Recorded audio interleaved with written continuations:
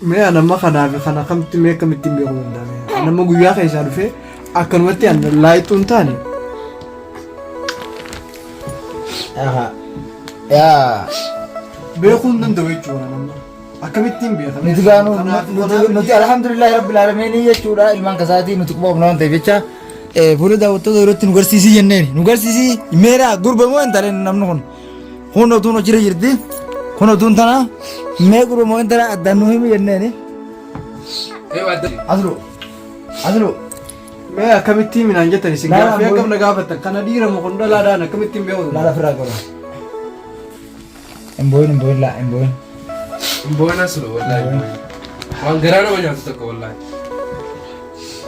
Isin natti hima moorri beeytan kana dhiirama santu dhiirama. akkasitti bakkaaf san jenna daawwattoonni arguuf jenna nuti dhiboo gammachuu keessa dhagaye heddaa bara haasawaa irra waan hin haasawaa beeku haasawaa silaa haaseenaa haasawaa mee maal jeetiin haasawaa namma waan hin jee haasawaa saniin adda wallaalee taa'u jira bara mee maaliin immoo mee isarraa nama nyaatu tokko wallahi shaamil kee. yoonni haasawaa hojii jalqabarraa hanga ammaatti haasawuun natti ulfaata isarraa kaasitiin ilaa amma haasawaa. Takkanaa daawwattoota keenya anamma wallahi baay'ee garaana nyaatte inni kanuma uumaa tanuma harkaa bonaatu gurbaan fakkaataa jee sirattu huuga rabbiin kaalini uumaa isaa ni uumaa gargaratti uumaa beekadhu dhiiraaf dhalaa duraanuu rabbiin gargaratti uumaa nuu beekama maaliif namni isin faa warri kaameraa keessatti harkisuun faa walitti isin fakkaatee jenneeti malee nuu beeka namni abbaan fedhee'u akkana jee laakiin gaa anuun wal fakkaatti ijoolleen isaati alhamdulillahi isan immoo gammachuu osu jira nuti immoo gadda duraan gaddine arra gammachuu jira. inni irra gaddu jira haati mana isaa immoo gaafatea eegaa waan isin jiru jira beekadhu akkuma as garsee jiru sani sheekallee bilbileetiin simbisiise sheeka isa wallaan akkasi jechuudha sheenilleen maallaqa hanga tokko malee. Assalamu alaikum warahmatullahi wabarakatuh. Jira jirtu sin jecha hojjamtoota daawwattoota keenyaa salaamtaan teenyatan onnee irraa kaate bakka jirtan maratti haadha qabdu isin jenna eegaa hojjamtoota daawwattoota keenyaa alhamdulillahi rabbil alamin asluu fi haadha mana isaa waliin galchinee jirra kunno ammaan tana maal qabannee isinii deebine wanni qabannee isiniif deebine ilmaan lameen keessa kadhiiraatii fi kadhalaa akka addanuu baasu barbaanna. Salaamata gaafadhu Mubarak. Ana aslu jira, aslu nas jira, linaan nas jira. Gammaddee? Akkasii daawwattoota keenya kunoo maashaallah nama takka lama sadii miti nama hedduudha. Salaamata gaafadha bakkatti. Assalaamu alaikum warahmatullahi wabarakatuh. Takkanaati gaa hordoftoota keenya daawwattoota ilmaan Oromoo qaqqaalii fi gaggaarii waan jennu qabna asirratti maal wani jennu suni sagalee ittiin dhagamti roo fira kaameraa irraa bakka qabu waan tokko barbaannaa waan yaada kana Abdallaa kenne alhamdulillah gaa yaani gammachuudha reebuun gaafadhe gaafatiisanii ammoo gaafin reebu gaafatisan hordoftoota isin kun viidiyoon hundi isin biraa bakka reefu ciibsanitti bakka viidiyoo duraatti ciibsatti bakka harka sa'aa qabu gubbaa intala jettanii keessan sanii akkasi keessan jechuudha akkasitti ohaa intala ohaa gurbaa maal jechnaa anniin bira antanaa gurbaa fi kanaa intala adda beekaa waliin akkasini jedhu amma immoo fuula keessan duratti abbaan ilmaanii inni gaddara jiraa inni gammachuu waa mudura gammachuu keessa quteeti akka malee wallahi baay'ee garaan muraasaa Ifirraan fate gammachuu keessa wallahi. inni waa'ee teenya tana jiru maaliif fuula keessan duratti tamee dhiiraa fi tamee gurbaadhaa waan rabbi kenneef maaliif gaa cinaa amataa jira waan ta'eef jecha inni maal taati waan ta'eef jecha akkasitti alhamdulillahi rabbil aalamiin adda nu baasu dhabaan ja'anii mee akkam jettan asirratti Ayo amma illee adda nu baasu.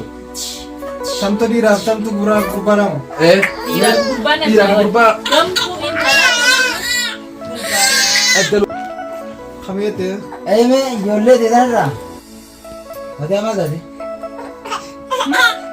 rafuufeeti akkana beeksisaa Kamtu dhiiraa. yaa zaman oromoo laamme haala jechuun akkana laa haala jechuun akkanatti laamme akka feetu barbaada Amma kana gurbaan akkana yaadutti. ha Kun gurbaa fakkaata. Kun. ni amantaa Bullaala kun gurbaa fakkaata kun intala fakkaata. Nama illee seessa. Mee anamma kanaaf kana kamtti mee akkamitti hin beeku danda'ame. Anamma guyyaa keessaa dhufee akkanumatti an laayituun taane. Yaa Beekuu hin danda'u jechuudha namni. Akkamittiin beeka. nuti gaanu nuti alhamdulillah rabbil alamin jechuudha ilmaan kasaatii nuti qophoofna waan ta'eef jecha fuula daawwattoota yerootti nu garsiisii jenneen nu garsiisii meera gurbamoo hin taane namni kun otuun hojii jirti kun otuun tana mee gurbamoo hin taane addaan nu himu jenneeni aslu Mee akkamittiin minaan jettan isin gaaffii akkam na gaafattan kana dhiirama kun dhalaadhaan akkamittiin beeku. laala firaa qaba hin booyin laa hin booyin Buona su wallahi. Wan garana wanya tutako wallahi. Isin natti hima moorri beektan kana dhiirama santu dhiirama. akkasitti bakkaaf sin jenna daawwattoonni keenya harkuuf jenna nuti dhiboo gammachuu keessa dhagaye heddaan Bara haasawaa irra waan hin haasawaa beeku. Haasawaa silaa haaseenaa haasawaa mee maal jeetiin haasawaa namma. Waan hin jee haasawaa saniin adda wallaalee taa'u jira. Mee maaliin hima mee isarraa Garana kaasee wanya isarraa. tutako wallahi ya shabike. Yoonni haasawaa hojii jalqabarraa hanga ammaatti haasawuun natti ulfaata. Isarraa kaasee nu ilaamaa haasawaa.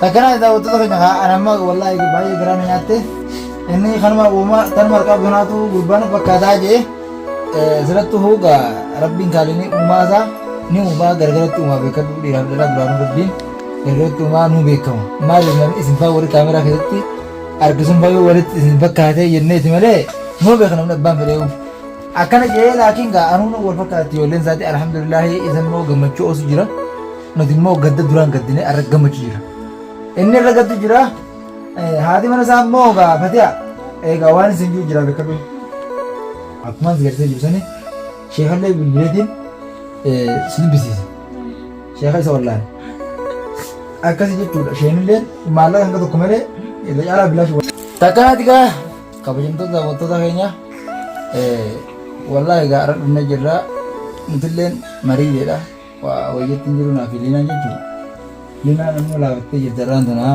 isin wajjin dubbachuu hin dandeenye maaliif jennaan gaa waan waada walii galee jira Keessumaan dhabamini gammachuu tana jechuudha malee bar jiru hin jiru. wallaahi dhugumaan jaa barga maaliif beektaa waada galee jira waada amma dura deebi'ee isii fayyaa hin qabne dhiisee deebi'ee asitti ilmaan isin ijoollee tan isin irraa waraabee kutu jechuudha maaliif jechuudha ani waan waada galee jira hiraa manaa jira kana jira waan garii waan mul'isanii jira waan hin mul'ifne jira sigalee akkasitti jechuudha waan akkasii san jechuudhaan waan waada walii gale san nama hanga gargaarsa godhu akkuma jenne sanitti waan goone jirra ammallee jechuudha waan harkatti dhafee jechuudha doolaa 100 kuno akkuma gartan kana maallaqa doolaa 100 maallaqa biyya tanaa qarshii 50 fi sadii ma wuri Sadita. Mushatami sadi. 53 ta'a 53 ta'a doolaara maallaqni kuni ani gaa waan qabnuun gargaara akkuma isin jennu san maaliif beektaa meeshaa buufatti marutti hin jirru kuni kan hono obboleessa keenya as jira jaallatanii galtanii keessi wajjin lapha'e keessi wajjin qabsaa'ee asiin gahe ijoolleen tun ilmaan oromooti obboleessaati ilmaan saati asiin gahe bakka tanaan gahe manaan hirarraa qabalee akkanatti qubsiisee ilmaan kana isin nyaachisee obaasee ilmaan kana asiin gahe jechuudha habbataatti yaadee aanan itti yaadee asiin gahe kunoo as jira haa galatoomu guddaa galatoome abbaan mana isiillee dhufe amma jechuun nama shabaabaa nama cabsee baysee nyaatu wulii ilmaan isaatii wajjin wal qabatee har'a inni waan keessa hin qabu nuu gammachuu qaba malee inni irra gammachuunsaa gadda fakkaatti.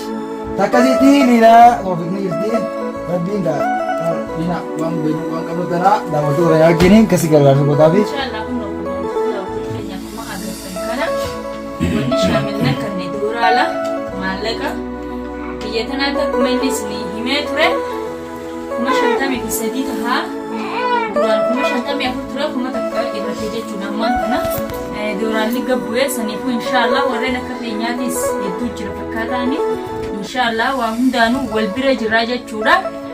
Gama keessaatiinis na bilbiltanii yaada qabdannatti dabarsachuus ni dandeessa waan kanarratti jechuudha. Akkasumas koomantii jalaanillee dhuftanii yaada qabdannatti ibsachuus ni dandeessanii. Akkasitti jechuudha daawwattoota keenya inninis akka inni keessa ture ni beektanii jechuun kun nooni agartan nuti nama dila kanaan mana kana keessatti argama waan qabnurraa waliin buusnee jechuudha waan hanga kanaati jechuudha. Saniifuu maaliif nama kana afaan goggogaa dhiisaniitis deemuun hin taatu inni kunis dalagaarran turre akka inni keessa ture ni beektanii isiilleen akkuma agartan kana ilmaan wajjin mana jirti dalaguu hin dandeessu ilmaan lama bakka keessee daleedus hin qabdu jechuudha obboleessi keenya kun akkuma agartanitti haa galatoomu Jaafar jechuudha namni isii jinaa dhaabbatee mana kana keessa isii fidee mana kana keessa nagaan isii jiraachise isaa jechuu innilleen haa galatoomu nutulleen kunnoo qullaa nama biraa gabboon hin taatu saniif jennee haga qabnurraa. Egaa akkuma obboleettiin tajaajilaa naan jettu kana nama qabu namni waan qabu rabbi sodaata. Hanga qabnu kana ammallee egaa bira dhaabbanna laakiin ammaan tana egaa akkuma isin jettan sanii gurbaan kun akkuma feesan anniin dalagadha maal takka qabu kamiin jira ana qaamee kamna jira ilmoon qaba eessatti hin gala haata mana kiyyaa sun maal naan jetti maaliin hojjedha jee baaragee jechuun didee namni tokkoo miti fiiga sani hoggisi isheenii tafeessa sanillee maaliif hin keessa bitanii beektanii waan kun jedhamu waan takka gahee guruppii yookaan garee sadii ofirra jiran ani qoradheetiin jira gareetti jiran sheekaa wajjin qoranne jira irraa sheekan immoo hin baafnu sagalee isaallee walaa suuraa isaallee walaa sautiin isaallee hin baaftu jechuudha sheekni dhokatee jiru waan ta'eef jecha liinaa bichaatu bakka san rakkina abbaan manisii rakkate jecha akka maletti jechuudha gara dhiisee duuba ilmoo isii hunda uumama darban naannoo ni beektan akkasitti ani viidiyoon arga malee kubbaan qabu zamana sanii jechuudha irraa kubbaan qabu bakkuma dalagaa diyaa dhaqeetumaan gala akkasii rabbii qilleensa kanaan oofaa mana kee fidee rabbiin sababa liinaatiin na deebise akkumaan isin himaa ture kana jechuudha akkasitti feesal dalagaa seenadheetumaan abadan dalagadhee ilmooti gaggara isiin loltus haati manaa asirratti hin saddachuu isiillee sanillee yoo rabbi jee insha Allah haadha mana isaatti fi feesallee wal bira finnee isin waraabnee isin garsiifna rabbi haajuu Yuusuf jechuun nama jechuun seenaan isaa fagooti seenaan isaa fageen jallaaram inni sarra Yuusuf arraan kana bakka gammachuu kana nu keessa Yuusufis arraan kana nama gammachuu kana keessa isa hafuu qabu miti obboleessa fi guddaadha akka ilmoota yaattis akka hundattuu ni ilaala jechuu isa galata isaatis yoomiyyuu taanaan hin dagaddu silaa inni irra gaddaa fi gammachuu keessa nu wajjin ture arraan tanallee gammachuu teenya ta'asii tana keessa argamuu hin ta'uu jechuudha dhiifama garuu daawwattoota keenya bakka kanatti koomii nama hedduu kaasu jira ammallee irra deebitanii akka koomii natti hin kaasne karaa keessaatiin wal quba qabnaasuma gubbatti wal dubbisutti hin jirre malee itti saalaan haa ta'u immoo waastaappii waa hundaan wajji haasa'u jirra saniifuu inshaallah isallee akkatti miti akkaan itti bira dhaqu haala mijeeffachuu jira saapiraayisii takka godheetiin akkasitti isallee waa hunda isaa saapiraayisii isa godhaa jeetiin galata isaa harkaa qaba jechuudha saniifuu inshaallah saapiraayisii Yuusuf anaa fi isa achirra nu agartan jechuudha. Egaa akkuma obboleettii teenya haasa'u jirtutti akkuma jenna kana akkuma liinaan teenya dubbatu jiru sanatti Yuusuf naa fi inni liqittillee wal beekuu baannu hojii isaatiis boonsa Yuusuf.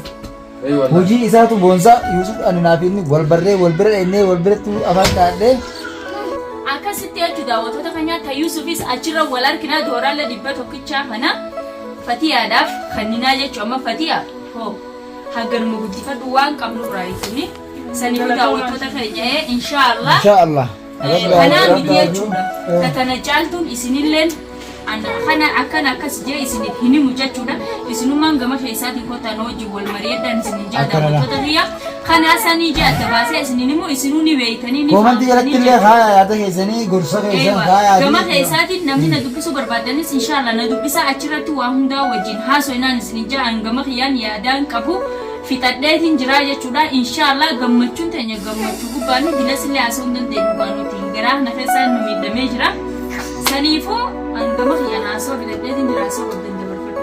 Wallahi egaa liinaa booda waan inni haasa'u jiru nuratti qabaatee durbooti abbaan manaa kunoo akkana